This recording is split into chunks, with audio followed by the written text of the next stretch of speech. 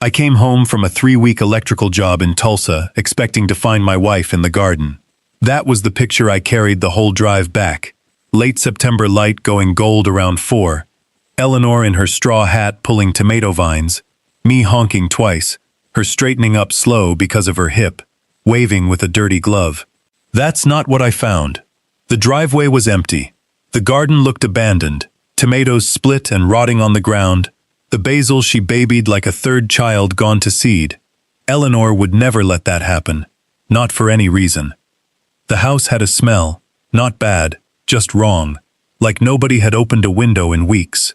I found her in the back bedroom, sitting on the edge of the daybed, hands folded, crying without a sound. I'm 68. In 41 years of marriage, I'd seen my wife cry maybe 5 times, and never like this. Silent, hollow, her hands ice cold in a warm house. When I asked what happened, she just shook her head. I sat with her for an hour, holding her hands, waiting, because I know this woman, and pushing her would only close her tighter. Finally, she said, in a voice I didn't recognize, "I want to go to bed." It was 4 in the afternoon. She walked down the hallway like someone who'd been broken down piece by piece. Once she was asleep, I started looking.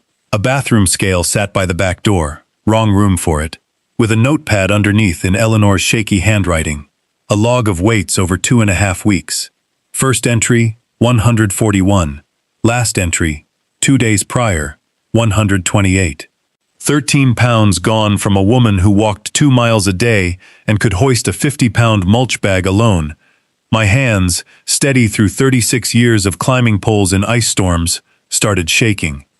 The fridge was nearly empty. Spoiled milk, 3 unopened expired yogurts, a jar of pickles.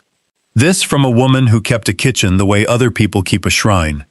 In the trash, I found a styrofoam container from the diner on Route 9. A name written on the lid in Sharpie. Not Eleanor's. Marisol's. My son Daniel's wife of 9 years. The one who'd volunteered so sweetly to look in on Eleanor while I was gone. Family takes care of family. She'd told me. I'd thanked her. I went to the garage and pulled up the security camera app I'd nearly forgotten about. Hundreds of motion clips. I started scrolling through the 3 weeks I'd been away. Marisol's blue Honda, parking so it blocked the view through the front window, coming and going at odd hours. 10 at night, 6 in the morning, small bags in, different bags out. One clip stopped me cold. Our neighbor Mrs. Hennings walking up with a covered dish, Marisol blocking the doorway with a tight smile, sending her away confused. The next morning at 6 a.m., the camera caught Marisol carrying that same dish back out to her car. I'd watched my daughter-in-law systematically cut my wife off from every living soul on the street. I didn't sleep. I went through the mail Eleanor had left in the wooden bowl by the door. Underneath the bills, a bank letter confirming a new authorized signer on our checking account, Marisol, dated 2 weeks earlier. I don't bank online. I write checks. I balance a paper register. I had authorized nothing. Next, a letter from our financial advisor confirming a processed withdrawal request from our IRA, $22,000, pending Eleanor's signature, already received. Then, a credit union letter, a $40,000 line of credit opened against our home equity. I had to walk the kitchen twice before I could sit back down. At the bottom of the bowl was a folded sheet of yellow legal paper, Eleanor's handwriting, but shaky now. A list of everything she'd signed over in 3 weeks. The last line was the deed to our house. Underneath, in tiny letters. I am so sorry. I didn't know how to stop her. I put my head down on the table and cried like a man who'd just understood something he didn't want to understand. My wife had been scared, alone, in her own home, of someone we'd welcomed into our family. When I stopped shaking, something colder and steadier took its place. I am not a violent man, but sitting there at 3 in the morning, I understood exactly why some men become one. I didn't become one. Instead, I made a list. Our lawyer, Carlton Pewitt, first thing at 8. The bank when it opened. Deputy Reyes, who ran the county's elder fraud unit. I still had her card from a talk she'd given Eleanor's bridge group. And, hardest of all, figuring out what my son knew. At 5, I cooked breakfast. Bacon, eggs, toast, grapefruit with sugar, the way Eleanor likes it, and brought it to her on a tray. She looked at it and started sobbing, real sobs this time, years of held breath coming loose. She told me why she'd stayed quiet. Marisol had convinced her I had a bad heart, that the stress of knowing would kill me, that then it would be just the two of them forever. Marisol had shown her photos on her phone, claimed I'd met someone in Tulsa and wasn't coming back. She'd come at night with papers, said it was to protect the house from debts I'd supposedly run up. None of it was true, and I told her so, looking her dead in the eye until she believed me again. I locked every door, chained the front, wedged the slider, checked every window. I told her, stay in bed, don't answer the door or the phone, let me handle everything, but write down everything Marisol said and did. We'd need it. Then I spent the morning figuring out how to download every camera clip onto a thumb drive.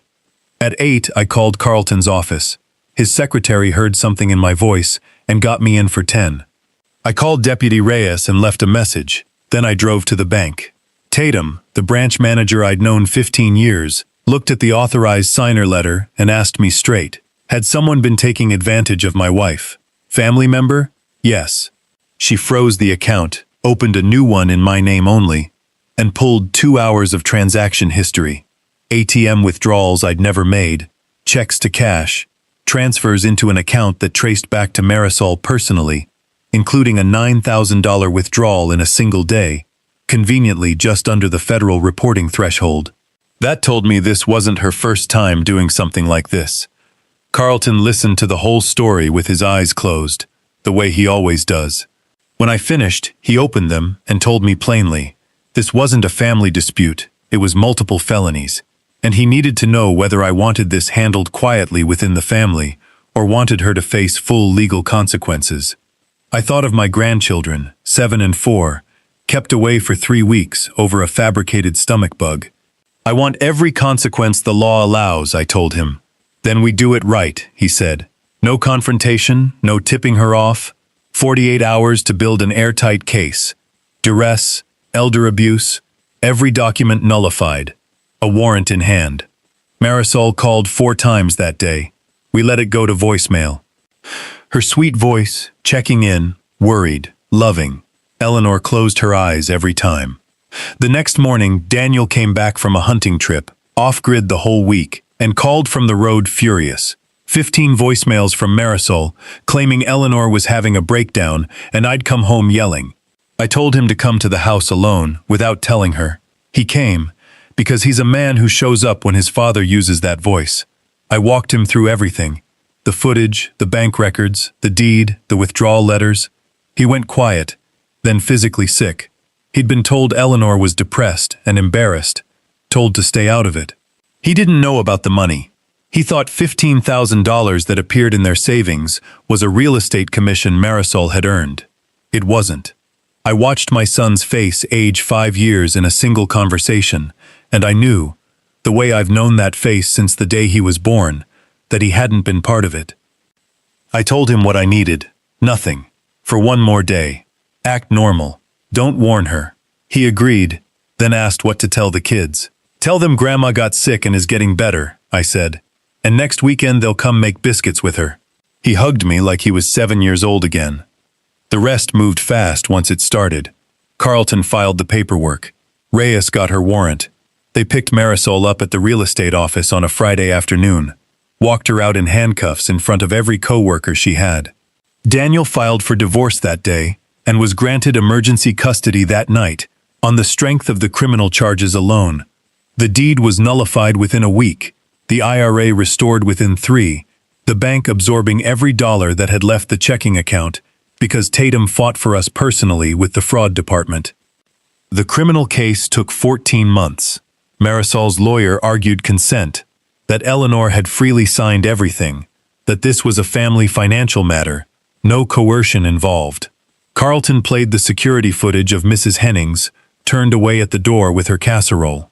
Then he played the audio Eleanor had secretly recorded in week 2, once she'd figured out the voice memo app on her own phone out of pure fear. Marisol's voice, sweet as ever, telling her she'd never make it through the winter alone, that she couldn't even cook anymore, that I'd come home and put her in a home and forget her, that Marisol was the only one who'd ever take care of her. So sign the paper. Marisol got 6.5 years, will serve at least 4, owes every dollar back with interest, and is barred from coming within 500 feet of Eleanor or the grandchildren for the rest of her life. Eleanor didn't bounce back overnight. Nightmares for months. She wouldn't stay alone in the house at first. She saw a counselor at the county senior center who specialized in elder abuse every week for the better part of a year. Slowly, the weight came back. The next spring, she started gardening again. She's still the strongest person I've ever known, but she's different now. Quicker to lock a door. A little more careful with people who are a little too generous. Daniel moved in with us for 3 months while the divorce finalized. His old bedroom, the kids in the guest room, Saturday mornings full of cookie flour and noise.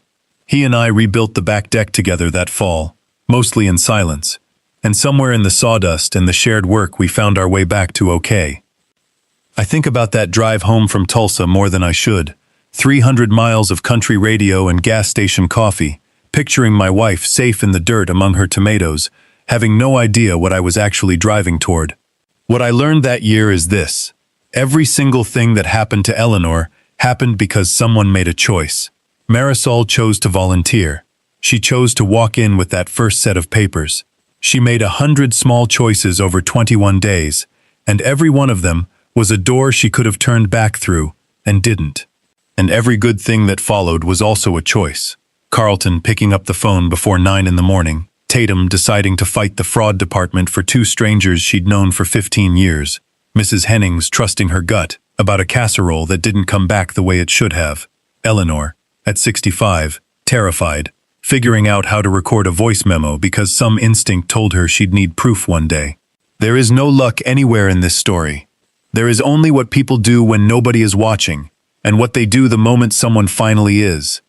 If you have parents in their 60s or 70s, even the strong ones, even the ones who insist they're fine, check on them yourself.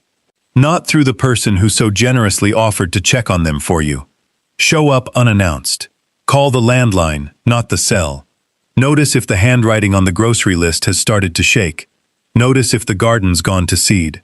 And if you're the one in your 60s or 70s, and someone in your life has started managing who gets to reach you, answering your phone, turning people away at your own front door, telling you things about your husband or your children that don't sit right in your gut, trust that feeling. Find a way to make one phone call. Find a way to leave one note somewhere it'll be found. The person who loves you and lives far away wants nothing more than to know. And get a camera. A $40 camera in the eaves of a garage gave me 3 weeks of proof that put a predator behind bars. You don't need to check it every day, you just need it there. A month after Marisol's sentencing, Eleanor and I were out pulling dead annuals on a cold gray November morning. She straightened up slow, the way she always does, dirty glove on her hand, and told me what had kept her holding on through all 21 days alone in that house. He is going to come home, and he is going to know. I put my trowel down for a minute. I came home, I told her. I always will. I know, she said, and went back to weeding. So did I. The light was thin and gold, the tomatoes that survived the frost still red on the vine, and my wife was beside me, and we were home.